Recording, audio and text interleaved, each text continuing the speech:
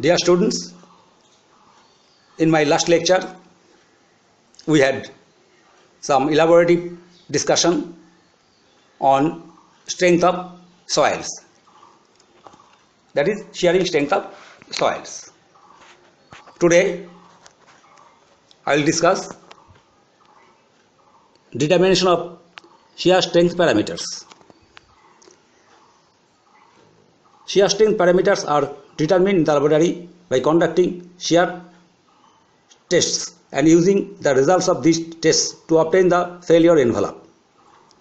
The tests are conducted on undisturbed soil samples obtained from the field and taking care to simulate the field drainage conditions.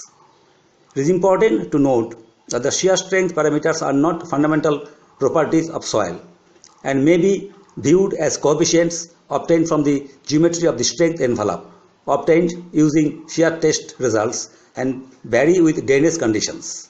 Hence, it is very important to simulate the field drainage conditions during the test.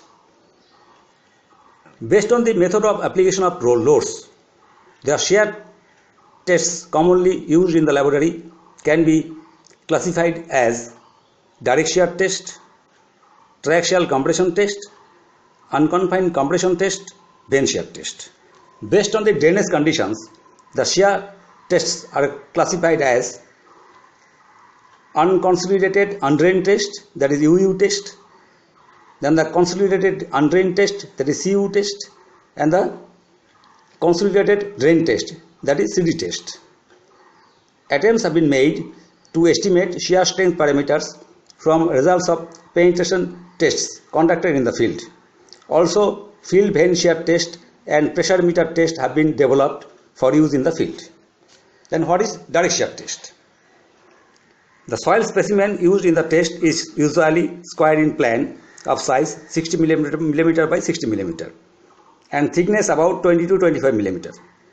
The direct shear test equipment essentially consists of shear box, loading yoke for applying normal force, geared jack for applying shear force, and facilities for measuring shear force, shear displacement, and vertical deformation for volume change. In this test, a normal stress sigma is applied on the specimen and is kept constant throughout the test. The shear stress tau is caused by application of shear force through the geared jack and is transmitted to the top half of the shear box, which bears against shear force measuring device such as proving ring, dial gauge through the soil specimen. The shear stress is gradually increased until the specimen fails and there will be no transmission of shear force from lower half to top half of shear box. If test continues beyond 20% strain, it is usual to stop the test and define failure point as corresponding to any desired level of strain up to 20%. The test is conducted on preferably minimum of 3 specimens subject to 3 different values of sigma. By plotting tau f, that means shear stress at failure, against sigma, the failure envelope is obtained. C and phi are obtained by measurement from the plot. The shear box test can be either strain controlled or stress controlled. In the strain controlled shear box test, the shear strain is made to increase at a constant rate and the shear stress is measured. In the stress controlled shear box test, the arrangement is for increasing the shear stress at constant rate and measuring the shear strain. Then what are the advantages of direct shear test? Direct shear test is a simple test compared to another test, the triaxial compression test. Since the thickness of the sample is small, quick drainage and hence rapid dissipation of pore pressure is possible. And what are the disadvantages? Number 1, the shear stress is not uniformly distributed, being more at the edge than at the center.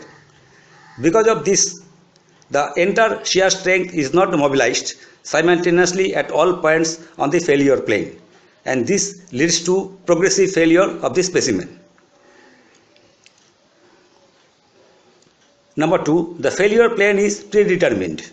Therefore, the specimen is not allowed to fail along its weakest plane.